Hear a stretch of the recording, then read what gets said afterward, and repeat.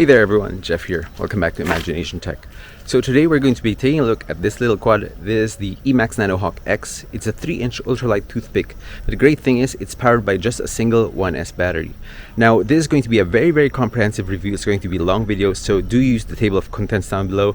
We're going to do the unboxing, review all of the components itself and even the Betaflight settings that this one has, as well as do some of the upgrades that I did to this Nanohawk X of mine. Now I'm going to have a link to where you can buy this Nanohawk X with free shipping all around the world and a 5% discount code, so do check that out in the description.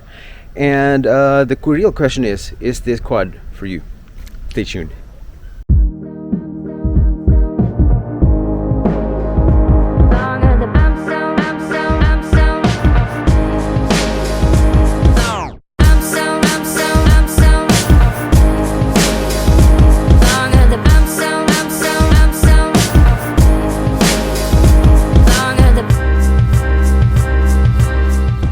So this package just arrived in the mail, and this was sent by our friends over at MakerFire. So I will post a link to the Nanohawk X on the MakerFire website. They offer free and fast shipping all around the world, so do check that out. I'll have a link in the description below. So let's just go ahead and open the box and see what's inside. So inside you have your card for your support if you need manuals or support from the Emax website. As always, they always come with these Emax stickers, and I've got a ton of these because from all of the other Emax products that I've bought from Emax. Comes with this 6-port charger, which has ports for PH2 batteries, and of course the Emax Nanohawk X itself, and we're going to take a closer look at this in a little bit, so let's just put that aside for now. It comes with a battery, a 450 milliamp hour battery. It's a high volt, and it has an XT30 connector. Now this battery is exactly the same as the one with the TinyHawk S, the TinyHawk Freestyle, TinyHawk 2 Freestyle, and all of the other TinyHawks that have come after.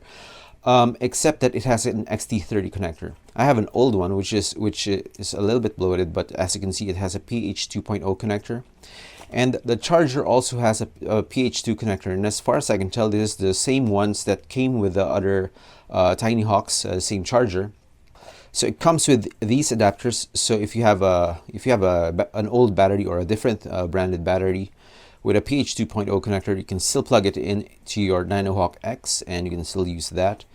And for charging, they provide 2 of these adapters so that you can plug them into the USB charger, and you can plug 2 1S with XT30 connectors into this USB charger. They only provide 2, although this is a 6-port charger, but this adapter is easy enough to build yourself if you have a spare XT30 connector and a PH2 connector.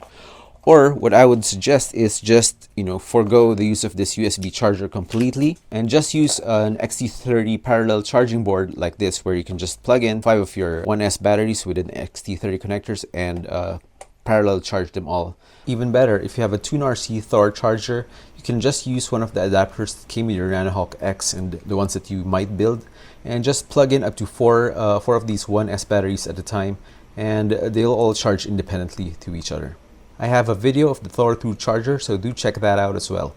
So the kit also comes with a lot of spare parts like these extra screws, some rubber bands, and also a little tiny screwdriver, which is kind of cute. It also comes with these proprietary Emax Avia Nano X 3-inch propellers. And as far as I can tell, they have the standard T-mount. So if you want to use something like from Gemfan or HQ Prop, then that would probably fit in to the motors as well and probably be compatible. So as mentioned, the Nanohawk X has an XT30 adapter, and it has the same visual styling as the Nanohawk, which came out last December. It has the same canopy style and appearance. It has the same electronics and camera as the Nanohawk.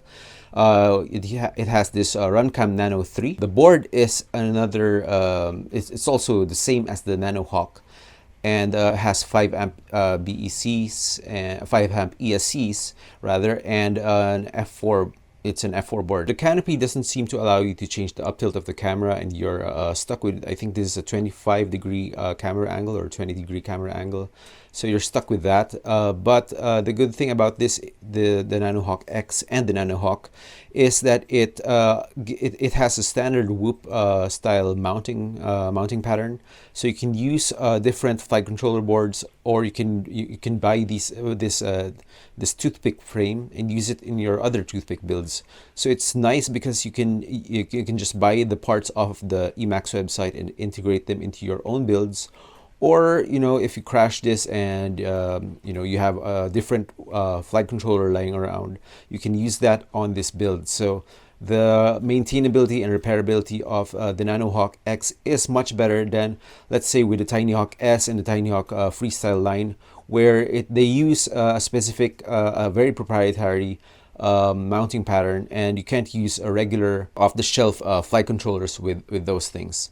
Just like the TinyHawk 2 Freestyle, it has a 200 milliwatt VTX, which is pretty you know, strong enough if you need to go around the park, or you know, it can even go probably as far as a kilometer away. As for the antenna, it has a dipole antenna connected to the VTX, and we're gonna see if maybe we can find a different antenna or a better antenna to put on this thing, and maybe improve the reception, especially if you're going to fly this around bandos or something, or behind trees, or even a little bit long range. Maybe you can change this to a micro dipole from I think Foxier has some of those. It has a built-in SPI RX receiver, FreeSky, I believe. I'm not sure if this is available with FlySky. And the good thing about SPI receivers is that you can bind your quad via Betaflight, no fiddling around with buttons and plugging in your battery at the same time. Now the downside, of course, is that you probably should not expect a lot of range off of this thing, probably around 500 meters, maybe a kilometer if it's a really clear area. So taking a look at the motor, it is a brand new motor by Emax. This is a 1202.5 11,000 kV motor. So that means you now have more choices for your 3-inch long-range builds, as well as you can buy these motors on the Emax website or the Emax distributors, and not just as a replacement part, but you know, as an alternative to put in your long-range builds. It is a toothpick style quad, and similar to the Baby Tooth by Bob Rugi, Kebab FPV. This one utilizes just a 1S battery. It's a very simple quad. It's a very nice, looks like a very strong carbon fiber frame, and at only 41 grams, it's even lighter than the 2.5-inch TinyHawk Freestyle or the TinyHawk 2 Freestyle, which I believe goes around 50 to 60 grams. So the actual dry weight of this thing is 41.8 grams, and with a battery, it is just 54.6 grams. So the stock battery that comes with the Nanohawk X weighs in at around 12.8, 12.9 grams. And you can actually get one of these 520 milliamp hour alien model lipos, and they weigh just around a gram heavier with a 15% more rated capacity. And if you replace the connector with an XT30 connector, it's just around 1.5 grams heavier. 1.5 grams is nothing for the Nanohawk X. It can even carry an Insta360 Go. So it's going to be really up to you if you want to go for a little bit more capacity for 1.5 grams of weight. Do note, however, that this will only give you an additional flight time of around 30 seconds to a minute. So it's up to you to decide if that's going to be worth the added weight and the added cost of getting a 520 milliamp hour versus a 450 milliamp hour battery. So before we continue on in this video, just like to plug in that I do have a Patreon. I also have a Ko-fi. So if you are enjoying this video so far, do consider checking those out, and maybe, you know, send me a Ko-fi, or you know, sign up to be one of my Patreons. All right, so on with the video. As with all of Emax's quads, the VTX comes locked from the factory, and this is just to comply with FCC regulations. So it's restricted to 25 milliwatts, you know, out of the box, and as well as several channels, and the whole E-band is restricted. If your VTX is still locked and you change to one of those channels, then you are just going to get black on your feed. You just need to, let's just turn this on. If you heard that, this thing has a custom startup tune as well. So to unlock your VTX, you just need to press and hold this button while plugging in your battery. So let's try to do that now.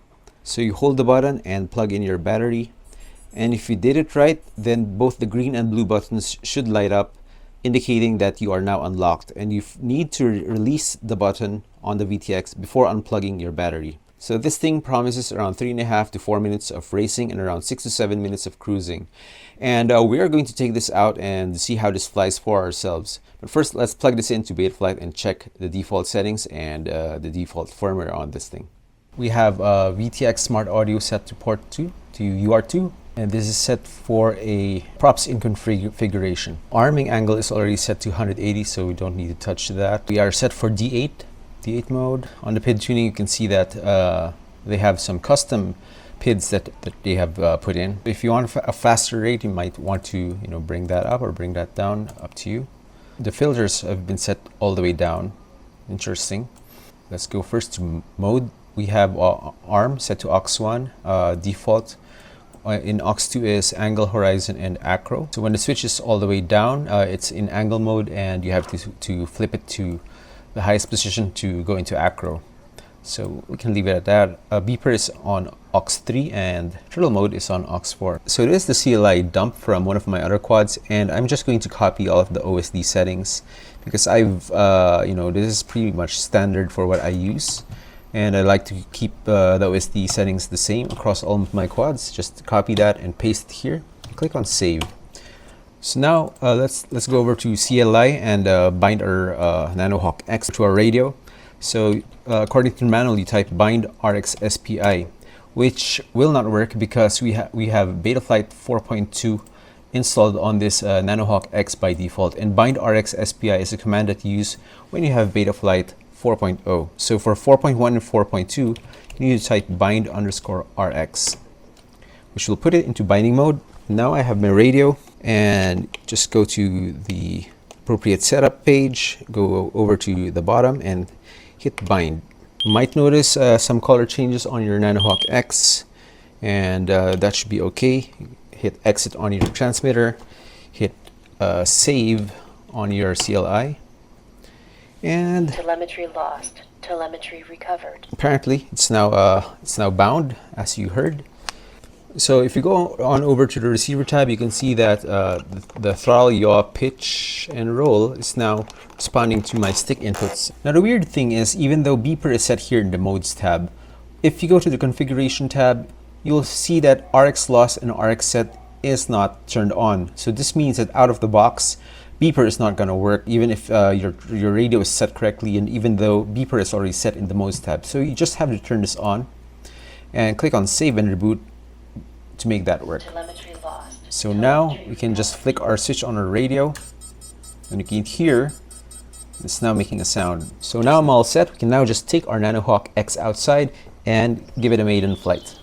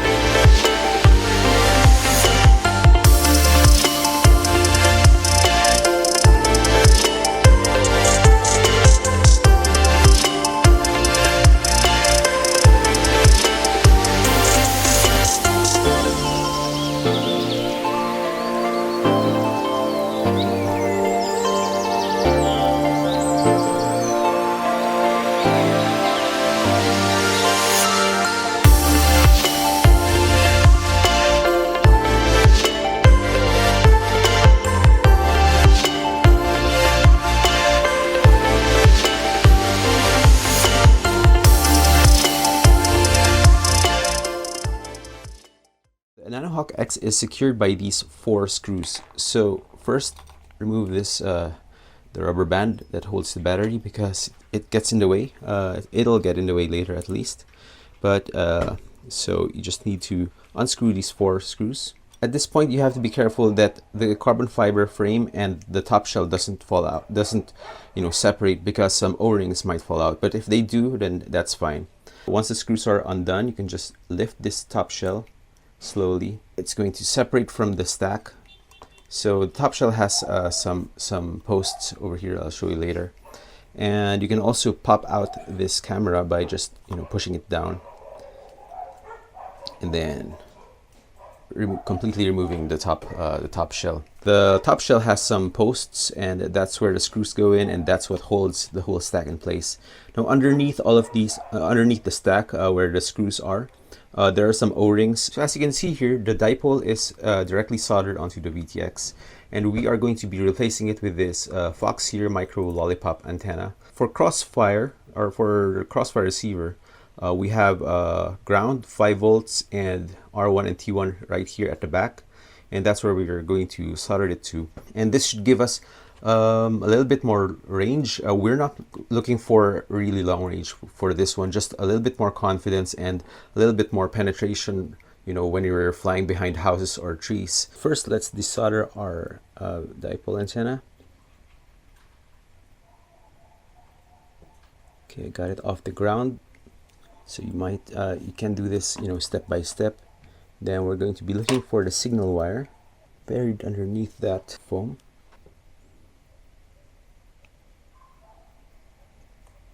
Right. So here's an IPEX connector. It's really tiny. I don't think the camera can even focus on it. And it's a little bit tricky to solder onto the VTX. But you can buy this for cheap, or you can harvest it from an old VTX. If you're not comfortable with with your soldering skills, then this might not be a suggested mod for you.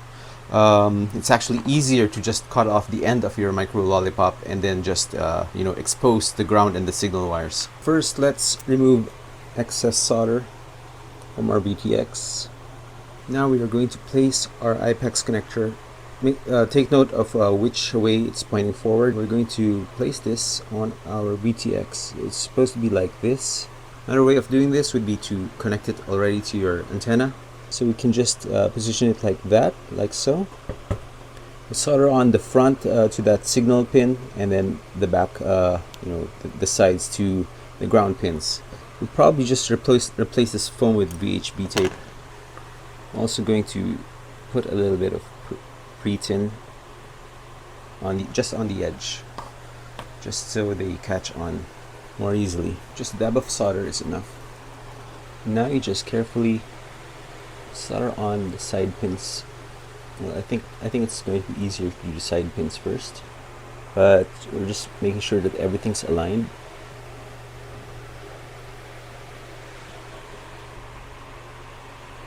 As a final check, you can use your multimeter and just check for connectivity. The center pin over on the IPEX connector should be connected to this signal pad, and the ground pins, these sides, should be connected to this side.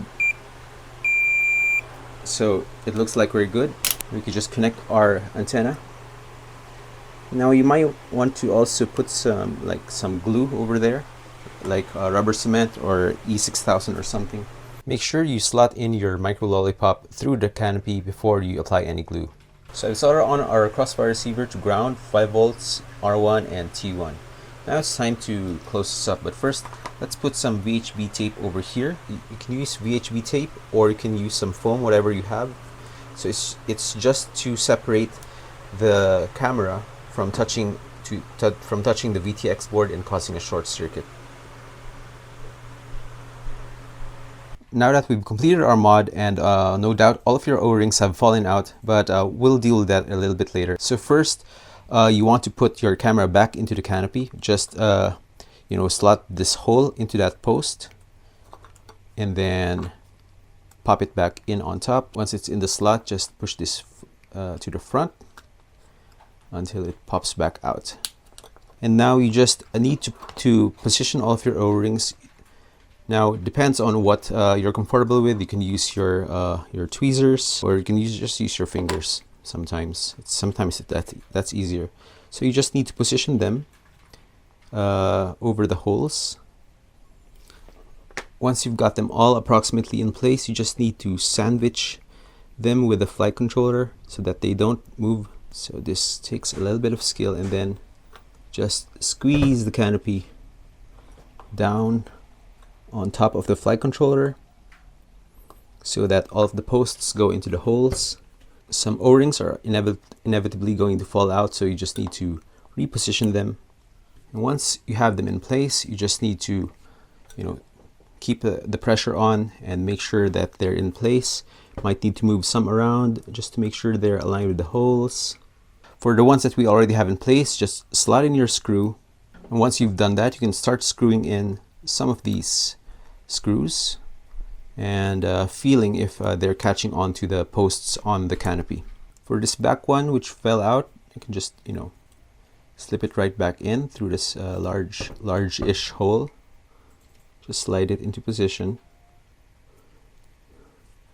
And once again, put pressure on. Once you've got all the screws in place, you just need to tighten them. And finally, we just need to put this rubber band back. Now I'm just going to tape our receiver here on one of the arms with some cloth tape. Finally, I just wrapped a zip tie around here on the canopy and under the antenna so that it brings the antenna up and away from the prop line to avoid our antenna getting cut by the propellers. And if you have an Insta360 Go, you might want to have this one printed. I'll put a link to the Thingiverse website where you can download the file and have it printed with your favorite 3D printer, or if you have a 3D printer yourself, you can have it printed yourself. So that's it for our mods, and let's see how much improvement we can get with this thing. On both of these flights, I'm at the front porch, and though the flight path isn't exactly the same, you'll notice that the breakup happens in around the same areas, which is the opposite side of the house. And I'm getting really terrible breakup with the dipole antenna, whereas with the circular polarized antenna, it's a little bit more clear. I'm still getting noise, and with the Crossfire, obviously I'm getting a really good link quality and a really good RSSI, even if you're not going to do long range with this thing. I think this mod is, it's going to be really useful for a lot of you. And there you have it. That is everything you need to know about the Emax Nanohawk X. Personally, I think it's a great flyer. It flies great. It has a bright and clear camera, and it can even go 7 minutes or more depending on your flying style and your battery that you're using. And with a couple of mods that we did on this Nanohawk X, it really, it's a really versatile flyer. And I really like how, this is going to be one of my mainstays. It really flies great. I love how this thing flies. But what do you think? Let me know in the comments. Also, I really did spend a lot of hours and countless tests flying this thing. So if you appreciate all of the effort and time I've given to this video, and you found this video useful or entertaining to you, then please consider sending me a coffee through my coffee link down in the description, or consider being one of my Patreons. So I'm going to leave you with that. Make sure you're subscribed to my channel, and hit that like button, because it does help a lot in getting this video out to a lot more people who might need this might need this information. All right, so I'm going to leave you here, and as always, keep building and keep flying.